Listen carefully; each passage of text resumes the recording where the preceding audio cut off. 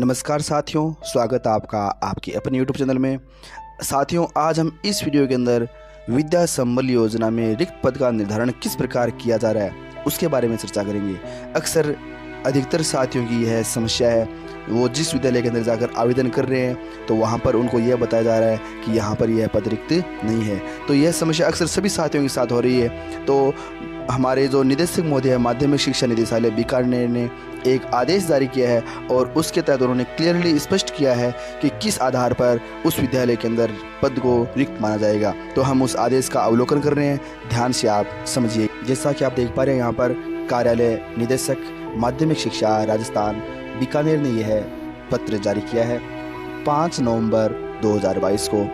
इन्होंने निदेशक महोदय ने पत्र जारी किया है समस्त जिला शिक्षा अधिकारी मुख्यालय माध्यमिक प्रारंभिक शिक्षा, समस्त प्रधानाचार्य उच्च माध्यमिक विद्यालय, महात्मा गांधी राजकीय विद्यालय अंग्रेजी माध्यम, राजकीय अंग्रेजी माध्यम विद्यालय पीओ और यूसीओ, इन सभी को निदेशक महोदय ने यह पत्र जारी किया है। और किसके संबंध में? विद्या संबल योजना के तहत गेस्ट फैकल्टी की नियुक्ति के लिए रिक्त पदों का निर्धारण किस प्रकार किया जा रहा है उसके संबंध में इन्होंने और पत्र का रेफरेंस भी दिया है कि 17 नवंबर को जो इन्होंने विज्ञप्ति जारी की है उसके रेफरेंस के अंदर उन्होंने यह जो पत्र है वह जारी किया है। तो अपन संपूर्ण जो यह पत्र क्या है, उसमें क्या लिखा हुआ है वो अपन यहाँ पर देख रहे हैं। यहाँ पर निदेशक महोदय ने लिखा है, प्रासंगिक विज्ञप्ति एवं पत्र द्वारा विद्यालयों में शिक्षकों के स्पष्ट रिक्त पद, यहाँ पर क्या लिखा, स्पष्ट रिक्त पद पर विद्या संबल योजना के तहत गेस्ट फैकल्टी के तहत लगाए जाने बाबत दिशा निर्देश जारी किए गए थे।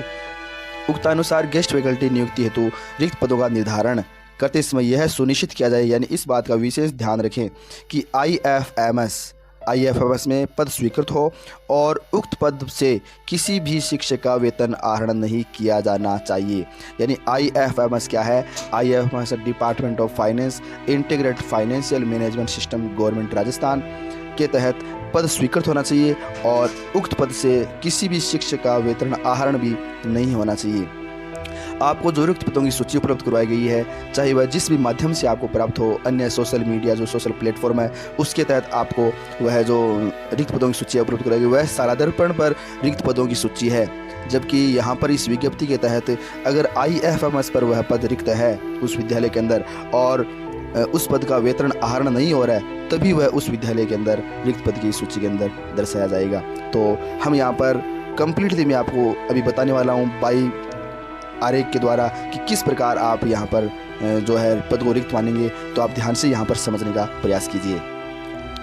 अब मैं यहाँ पर आपको रिक्त पद का निर्धारण किस प्रकार किया जा रहा है उदाहरण सहित बाकायदा डायग्राम की सहायता से समझाने का प्रयास कर रहा हूँ। आप ध्यान से समझिएगा। हम यहाँ पर 2 विद्यालय ले रहे हैं, विद्यालय ए और विद्यालय बी। यानी यहाँ पर अपने 2 विद्यालय लिए हैं, एक विद्यालय ए है और दूसरा विद्यालय क्या है? बी।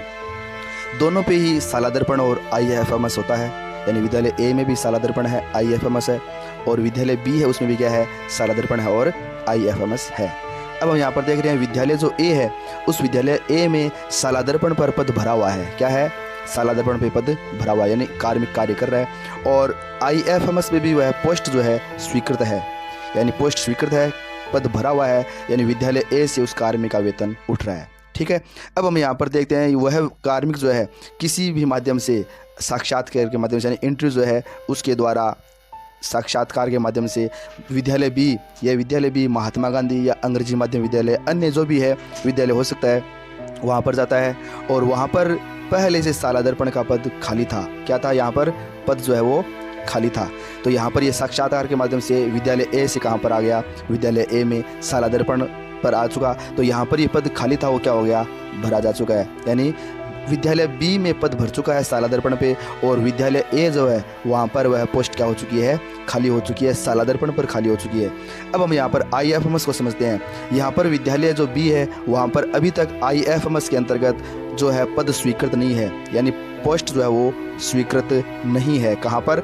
आईएफएमएस के अंतर्गत। जबकि यहाँ पर जो है कार्मिक उसके अंतर्गत आईएफएमएस में पोस्ट है वो क्या है? स्वीकृत है। अब इस जो कार्मिक का, यानी यहाँ पर जो कार्मिक आया है, कार्मिक विद्यालय ए से बी में आया है, यहाँ पर सालादर्पण पे पोस्ट भरी जा चुकी है लेकिन आईएफएमएस पे पोस्ट स्वीकृत नहीं है, तो उसके वेतन आहरण में समस्या होती है, वेतन आहरण नहीं हो पाता है। तो विभाग क्या करता है? विभाग आदेश देता है कि विद्यालय ए जो बी है, विद्यालय बी में जो व्यक्ति काम कर रहा है उसका वेतन कहाँ से उठा जाए, विद्यालय ए में जो स्वीकृत पोस्ट है IFMS वहाँ से आहरित कर दिया जाए। तो अब इस कार्मिक का जो कार्मिक विद्यालय बी में कार्य कर रहा है, विद्यालय बी में यह कार्य कर रहा है, उसका वेतन कौन से विद्यालय से उठ रहा है, पहले विद्यालय से, नहीं विद्यालय ए से इसका वेतन आहरण हो रहा है। तो यहाँ पर सालादर्पण पे तो पोस्ट दिख रही है आपको, सालादर्पण पे तो इसकी पोस्ट क्या है, खाली बताई जा रही है, सालादर्पण पे इसकी पोस्ट क्या होगी, खाली। लेकिन क्या होगा, इस IFMS से यानी विद्यालय ए की IFMS से विद्यालय बी के कार्मिक का वेतन आहरित किया जा रहा है। तो यहाँ पर वेतन आहरण हो रहा है,